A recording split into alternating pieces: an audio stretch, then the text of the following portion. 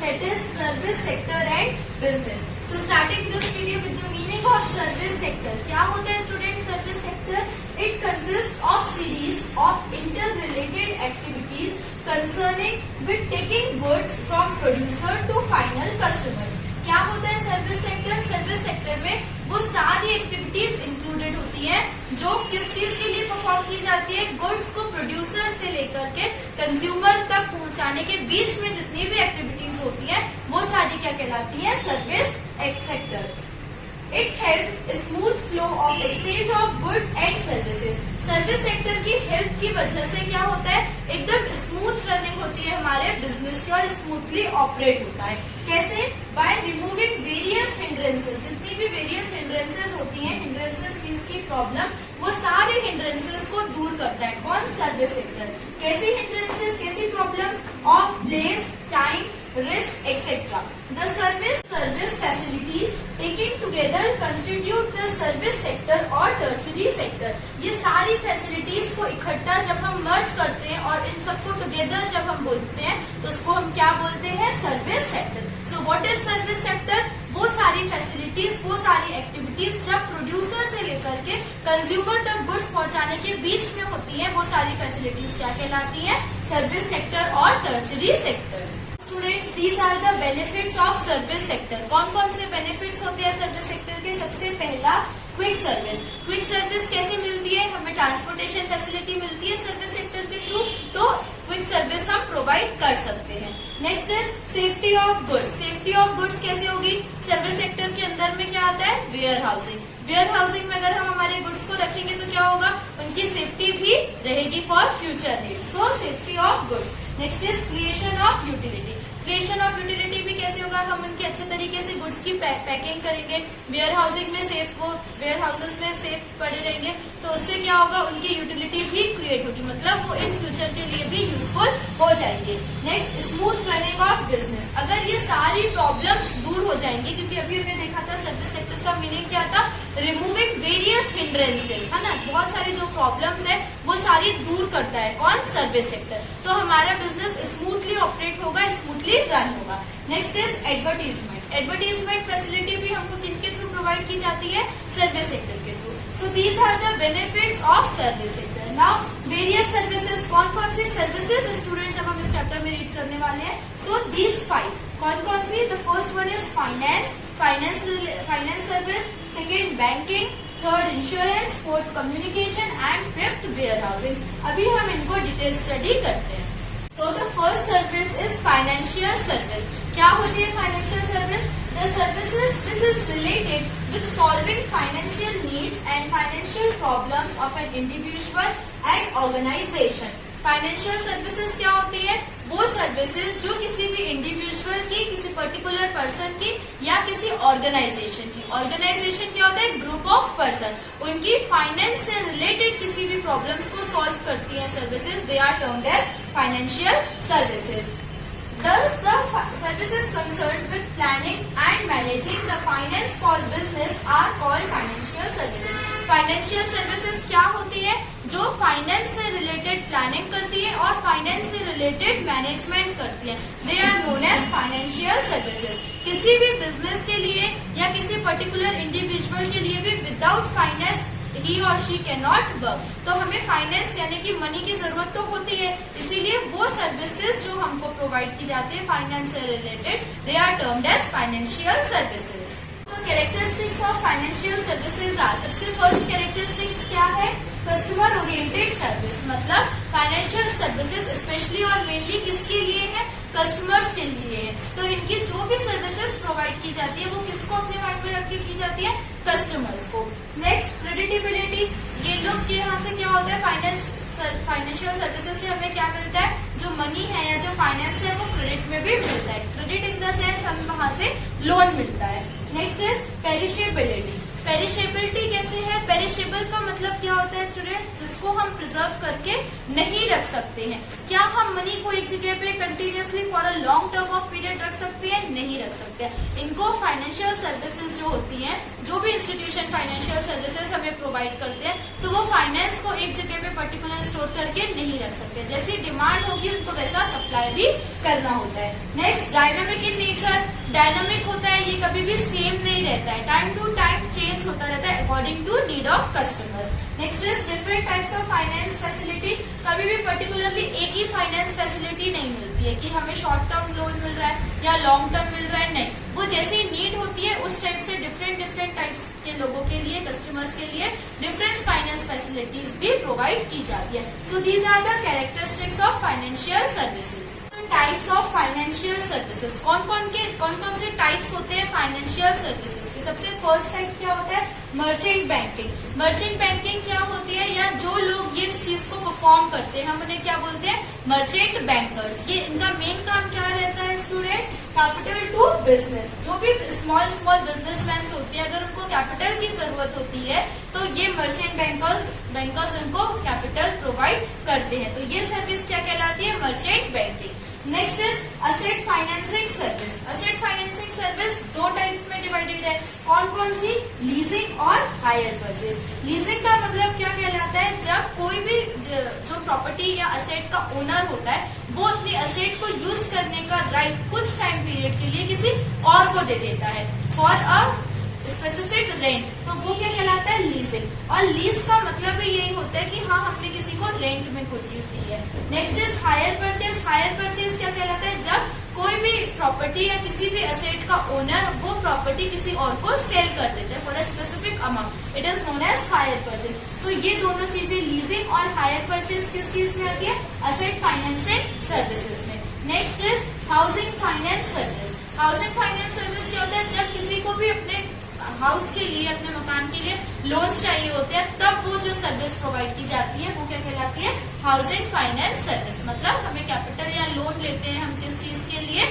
अपने हाउस को बनाने के लिए। Next is factoring. फैक्टरिंग क्या कहलाता है? जब क्रेडिट सेल्स रियलाइजेशन करना होता है, मतलब कि जब कोई भी हमारे एक मान लीजिए बिजनेसमैन है, उसने किसी को क्रेडिट में गुड्स सोल्ड किए थे, अब हमें उससे वो पैसा रिसीव करना है। जो भी हमने उसको क्रेडिट में सामान बेचा था उससे वो पैसा रिसीव करना है। तब क्या करते हैं? जो बीच में मिडिल मैन होते हैं जो इस चीज का काम करते हैं, उनसे पैसा वसूलने का, पैसा रिसीव करने का, तो वो फैसिलिटी क्या कहलाती है? Credit sales realisation. In short we can say it factoring. Next is venture capital. Venture capital क्या कहलाता है? For new enterprises. जब भी मार्केट में कोई भी न्यू बिजनेसमैन आता है और उसे न्यू प्रोडक्ट्स बनाने होते हैं न्यू टेक्नोलॉजी की मदद से, तब उसे लॉन्ग टर्म कैपिटल की जरूरत होती है। तब जो कैपिटल प्रोवाइड किया जाता है वो फैसिलिटी क्या कहलाती है? Venture capital facility. So students, these are the types of financial services. Now the second service is banking. Banking क्या होता है student?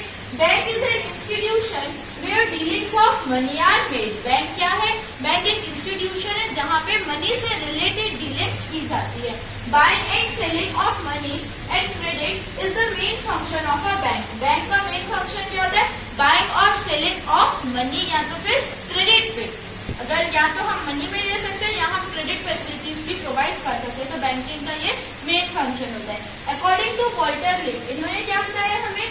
Bank is a person और a corporation who is willing to accept deposit on the condition that it will be payable on demand. Walter leaf ने क्या बताया? Bank क्या है? Bank एक इंस्टीट्यूशन है या एक बैंक पर्सन है या कॉर्पोरेशन है जो डिपॉजिट्स को एक्सेप्ट करता है। किस कंडीशन में? सिर्फ एक ही कंडीशन पे कि हाँ, ऑन डिमांड हम इसको वापस आपको पे करेंगे। तो what is bank students? Bank एक इंस्टीट्यूशन है where the dealings of money takes place. Importance of banking. क्या क्या इम्पोर्टेंस होती है बैंकिंग सर्विस के? सबसे first, capital formation. Capital formation कैसे होता है? कई बार क्या होता है, जैसे जो लोग बैंक में डिपॉजिट करते हैं तो बैंक उस मनी को अपने पास सेव करके नहीं रखती है। जिनको चाहिए होती है मनी, जैसे अभी मैं देखा था फाइनेंस सर्विस, किसी को लोन चाहिए होता है, किसी को क्रेडिट फैसिलिटी चाहिए होती है, तो बैंक क्या करती है? जो लोगों ने डिपॉजिट किया है उसी मनी को आगे ट्रांसफर कर देती है, तो वो क्या हो जाता है? कैपिटल फॉर्मेशन हो जाता है। Next is transfer of money. Transfer of money यही चीज हुई, एक जन से डिपॉजिट किया, किसी और को ट्रांसफर कर दिया, तो ये क्या कहलाता है? Transfer of money. Next, habit of saving. Habit of saving कैसे होगी? कस्टमर्स को जैसे सेविंग अकाउंट्स होते हैं, अगर हम मनी डिपॉजिट करते हैं तो a small rate of interest मिलता है, तो इस तरीके से क्या होगा, हमारी सेविंग करने की भी हैबिट होगी। Next is protector of wealth. हम बैंक में क्यों जमा करते हैं मनी? क्योंकि वहाँ पे वो सेफ पड़े रहते हैं, सेफ रहते हैं, वहां से कोई भी रिस्क का चांस नहीं होता है, इसीलिए क्या होता है, हमारी जो वेल्थ है, जो मनी है, वो भी प्रोटेक्ट हो जाती है। तो bank is a protector of money. Next is arranging foreign exchange. Foreign exchange कैसे होता है? जो फॉरेन एक्सचेंज बैंक्स होते हैं वो वहां की मनी को लेते हैं और इंडियन करेंसी में चेंज करते हैं, मतलब फॉरेन से लेते हैं, वहां की जो करेंसी होती है उसको एक्सचेंज करते हैं किस करेंसी में? हमारी इंडियन करेंसी में। Next is agency work. Agency work कैसे परफॉर्म करता है बैंक? बैंक क्या कर रहा है, पब्लिक से या कस्टमर से डिपॉजिट कर रहा है और किसी और को वो मनी लेंड कर रहा है in the way of capital formation. तो ये एजेंसी वर्क भी कर रहा है, मतलब एक जन से ले रहा है और किसी और को वो चीज लेंड कर रहा है। So these are the importance of banking. These are the types of banks on the basis of, हम अभी टाइप्स पढ़ेंगे किस किस बेसिस में? फंक्शंस के बेस में, ऑर्गेनाइजेशन के बेस में, शेड्यूल के बेस में और बैंकिंग सिस्टम के बेस में। सो फंक्शन के बेस में कौन कौन से टाइप्स होते हैं बैंकिंग के? सबसे पहला कमर्शियल बैंक्स। ये कौन से बैंक्स होते हैं? जो general function of banks perform करते हैं, मतलब सिंपली डिपॉजिट करना, मनी लेंड करना। Next is agricultural bank. Agricultural banks कौन से होते हैं? वो जो फार्मर्स को प्रोवाइड करते हैं मनी, किस चीज के लिए?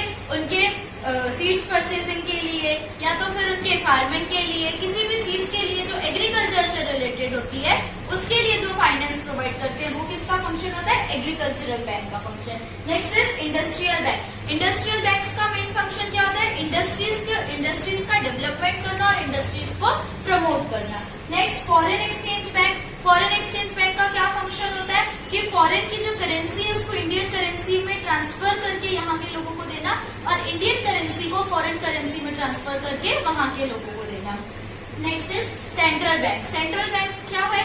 अपने इंडिया में जो सेंट्रल बैंक है वो कौन सी है? RBI. It is known as banker of bank, reserve bank of India. और इनका मेन फंक्शन क्या होता है सेंट्रल बैंकिंग का? आरबीआई का जैसे मेन फंक्शन क्या है? Issue of currency. So functions के बेसिस में ये सारे बैंक्स हैं। नेक्स्ट ऑर्गेनाइजेशन के बेसिस में कौन कौन से हैं? Private sector, public sector and cooperative sector. Private sector banking कौन सी होती है? वो बैंकिंग जो किसी भी प्राइवेट ऑर्गेनाइजेशन के थ्रू ओन की जाती है, या ओनर कौन होते हैं? प्राइवेट सेक्टर के लोग, मतलब जिसमें गवर्नमेंट का कोई इंटरफियरेंस नहीं होता है। पब्लिक सेक्टर बैंकिंग कौन सी होती है? जिसके जो रूल्स और रेगुलेशंस होते हैं और वो कौन ओन करता है? गवर्नमेंट ओन करती है। Next is cooperative sector. Cooperative sector banking कौन सी होती है? जो कोऑपरेटिव सोसाइटीज होती हैं, मतलब वहाँ के लोग मिलके या जो कुछ सोसाइटीज मिलके एक ऑर्गेनाइजेशन बनाते हैं उसको बोला जाता है कोऑपरेटिव सोसाइटी। तो जब वो सारी सोसाइटी मिलके बैंक चलाती है तो वो कौन सी कहलाती है? Cooperative society banking. ये किस बेसिस में है? ऑर्गेनाइजेशन के बेसिस में। नेक्स्ट क्या है? शेड्यूल के बेसिस में। इसमें दो चीजें हैं, scheduled banking and non scheduled banking. Scheduled banking कौन सी होती है? जो आरबीआई के शेड्यूल 2 में आती है, मतलब जो आरबीआई के जो रूल्स होते हैं और जो वहाँ के रेगुलेशंस होते हैं उनका जो शेड्यूल 2 होता है, अगर उस शेड्यूल में किसी भी बैंकिंग का नेम है तो वो किसमें आती है?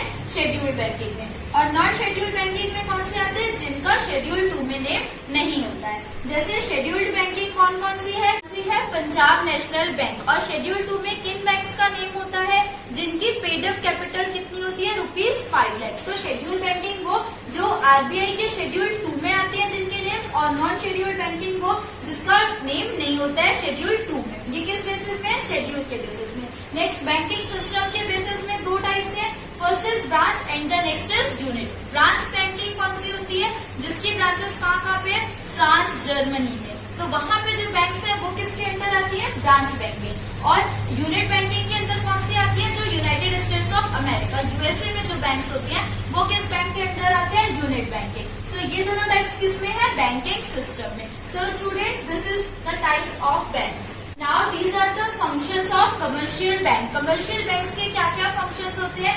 बेसिकली दो फंक्शंस होते हैं, एक प्राइमरी फंक्शन और दूसरा सेकेंडरी फंक्शन।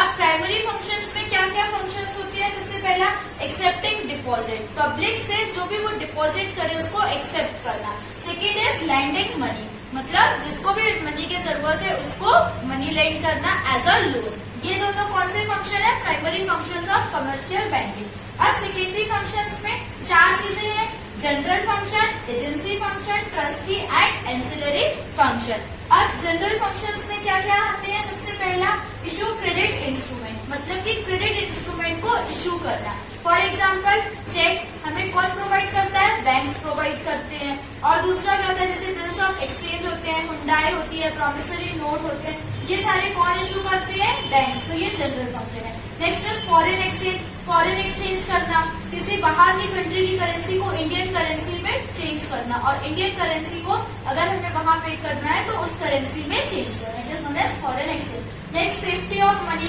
मनी की सेफ्टी के लिए proper lockers, proper rooms banana.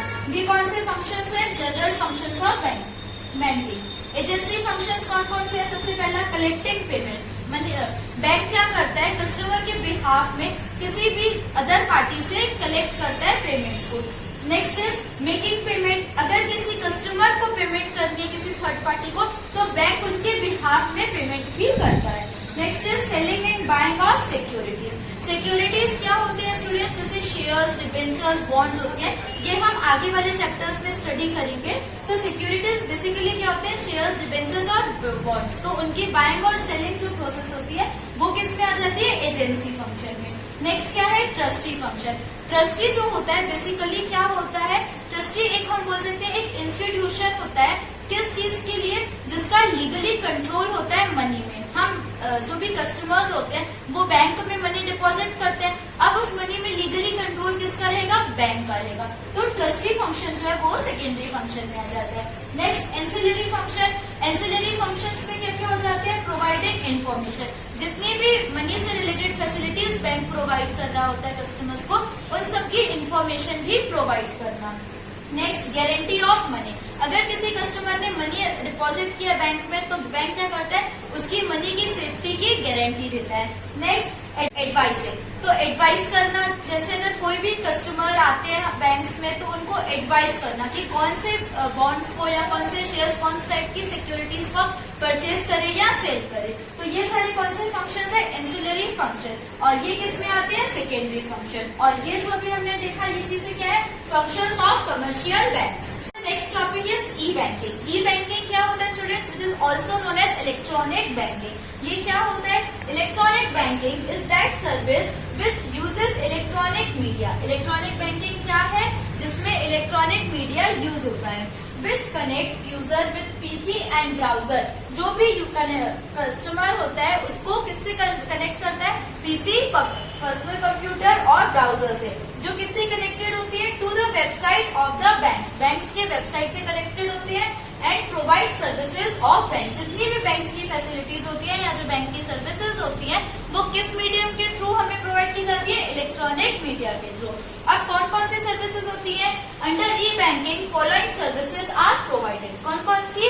The first one is ATM, next debit card and the third is credit card. ATM you all know, automated teller machine. हमें क्या करती है? Bank एक card provide करती है which is known as ATM card, automated teller machine. और हर थोड़े थोड़े स्पेस गैप में एटीएम्स बने होते हैं, जहाँ पे क्या होता है? एक पर्टिकुलर एटीएम नंबर प्रोवाइडेड होता है किसका? ट्रांजैक्शन करने के लिए, मनी का ट्रांजैक्शन करने के लिए। और ये 24 आवर्स अवेलेबल होता है। नेक्स्ट क्या है? Debit card. डेबिट कार्ड क्या होता है? वो फैसिलिटी होती है, ये भी एक कार्ड दिया जाता है कस्टमर्स को। कौन देता है? बैंक प्रोवाइड करता है। और क्या रहता है इसमें? जितना भी हमारे पास बैलेंस है, हमारा जितना भी अभी तक अमाउंट है बैंक में डिपॉजिटेड, हम उतना ही अमाउंट खर्च कर सकते हैं, उतना ही अमाउंट हम पे कर सकते हैं। और क्रेडिट कार्ड फैसिलिटी बैंक हर किसी को नहीं देता है, मतलब कि एवरी कस्टमर्स को प्रोवाइड नहीं की जाती है क्रेडिट कार्ड फैसिलिटी। कुछ पर्टिकुलर कस्टमर्स होते हैं जिनका डेली ट्रांजैक्शन बैंक के साथ अच्छा होता है और जिनकी गुडविल बैंक में अच्छी होती है। क्रेडिट कार्ड में क्या रहता है कि अगर हमारे पास अभी जितना अमाउंट पे है भी नहीं, हम उससे ऊपर भी खर्च कर सकते हैं, मींस कि हम ओवरड्राफ्ट फैसिलिटी भी यूज कर सकते हैं। तो डेबिट कार्ड में ओवरड्राफ्ट फैसिलिटी अवेलेबल नहीं होती है और क्रेडिट कार्ड में ओवरड्राफ्ट फैसिलिटी अवेलेबल होती है। सिर्फ बेसिकली यही डिफरेंस है। So it is known as e banking. Benefits of e banking. क्या क्या बेनिफिट्स होते हैं ई बैंकिंग के? सबसे फर्स्ट, रिमूवल ऑफ रिस्क। कैसे हमारी रिस्क का रिमूवल हो जाता है कि अगर हमें क्या करना था, मनी को लेके इधर से उधर ट्रांसफर होते हैं वो, तो इसमें क्या रहेगा, सिर्फ उन्हें डेबिट कार्ड, एटीएम कार्ड को लेके जा सकते हैं, तो इसमें हमारी रिस्क भी कम हो जाती है। Next is universal. ऐसा नहीं है कि ये सिर्फ एक ही जगह में एक्सेप्टेबल है, ये यूनिवर्सल मतलब all over the world acceptable है ये चीज। Next is continuous. Continuous process होती है, यहाँ पे क्या है कि हम एट एनी टाइम कहीं भी प्लेस में किसी भी जगह में रह के इस चीज को कंटिन्यूअसली परफॉर्म कर सकते हैं, या हम बैंकिंग की जितनी भी सर्विसेज है उसको कंटिन्यूअसली ले सकते हैं। ऐसा नहीं है कि एक टाइम के बाद स्टॉप हो जाएगी। Next, more satisfaction to customers. अब जैसे कि रिमूवल ऑफ रिस्क है तो कस्टमर्स भी इससे ज्यादा सेटिस्फाइड हो जाती है। Next is time saving. Time saving भी होता है, अगर ई बैंकिंग नहीं हो, अगर ई बैंकिंग नहीं हो, हमें ये फैसिलिटी ना मिले तो क्या होगा, कस्टमर्स को जाना पड़ेगा बैंक, तो जो ट्रांसपोर्टेशन का टाइम हो रहा है तो वो चीज भी इसमें टाइम सेविंग हो जाती है। तो ये सारे बेनिफिट्स हैं किस चीज के, ई बैंकिंग के। स्टूडेंट्स, अभी हम क्या पढ़ रहे थे, सर्विसेज ऑफ सर्विस सेक्टर, जो 5 थी जिसमें से 2 हमने इस पार्ट में कवर कर लिए। कौन कौन सी, the first one is financial service and the second one is banking service. आगे की 3 हम पार्ट 2 में कवर करेंगे। Next we will meet with part 2। Thank you for watching my videos.